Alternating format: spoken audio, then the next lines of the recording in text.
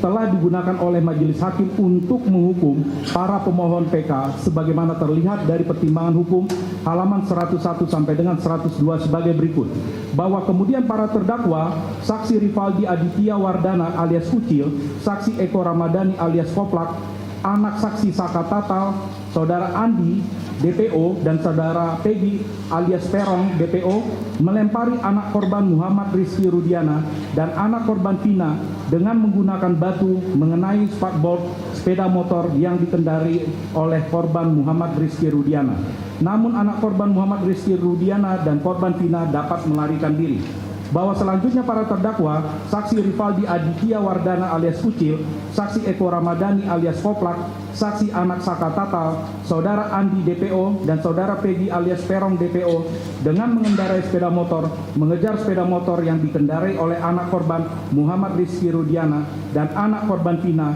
dengan membawa bambu yang sudah dipersiapkan sebelumnya dan setibanya di depan MAN 2 Cirebon yang jaraknya kurang lebih 50 meter dari SMPN 11 Kota Cirebon, sepeda motor anak korban Muhammad Rizky Rudiana dan anak korban Vina dipepet oleh motor saksi Eko Ramadhani alias Koplak dan seterusnya. Bahwa selanjutnya Majelis Hakim Pengadilan Tinggi Bandung, Junto Majelis Hakim Pengadilan Negeri Cirebon telah keliru menerapkan hukum pasal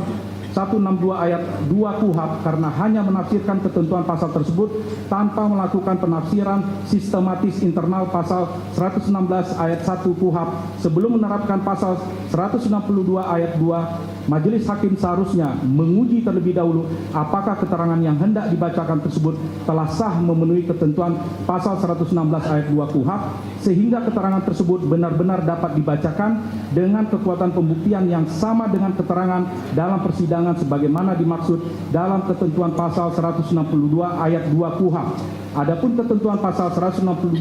ayat 2 KUHP dan pasal 116 ayat 1 KUHP tersebut menyatakan sebagai berikut. Mohon dianggap telah dibacakan bahwa seharusnya Majelis Hakim Pengadilan Tinggi Bandung, Junto Majelis Hakim Pengadilan Negeri Cirebon tidak begitu saja mengabulkan permohonan penuntut umum guna membacakan keterangan saksi, tapi harus dilakukan pemanggilan terlebih dahulu.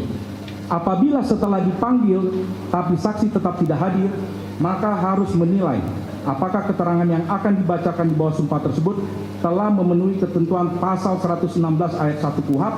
karena dalam ketentuan tersebut disyaratkan adanya cukup alasan saksi kenapa tidak dapat hadir dalam persidangan. Artinya, dalam berita acara pengambilan sumpah di hadapan penyidik harus secara jelas dan tegas disebutkan alasan ketidakhadiran serta dilampirkan dokumen-dokumen pendukung kebenaran alasan tersebut. Misalkan, jika saksi adalah seorang tentara yang hendak menjalankan tugas di wilayah konflik bersenjata sehingga dikhawatirkan gugur atau tidak dapat meninggalkan tugas pada saat persidangan, atau seorang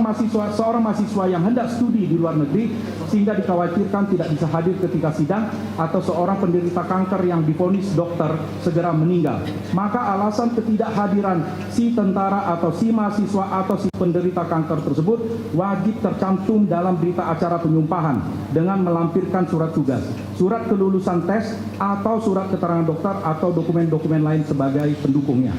Jika tidak, maka akan sangat berbahaya karena pasal 116 ayat 1 KUHP yang sejatinya bertujuan untuk mengumpulkan alat-alat bukti selengkap-lengkapnya dalam rangka mencari kebenaran material malah akan digunakan sebagai alat penyidik untuk merekayasa perkara atau menutupi kesaksian palsu. Dalam hal tersebut inkasu terbukti melalui kesaksian Dede Riswanto dan Liga Akbar yang ternyata telah memberikan keterangan palsu atas perintah orang lain yang dibalut dengan dalil penyumpahan selama penyidikan. Agar kebohongannya saksi Dede tidak terbongkar, maka saksi Dede disumpah pada saat memberikan keterangan di penyidikan dan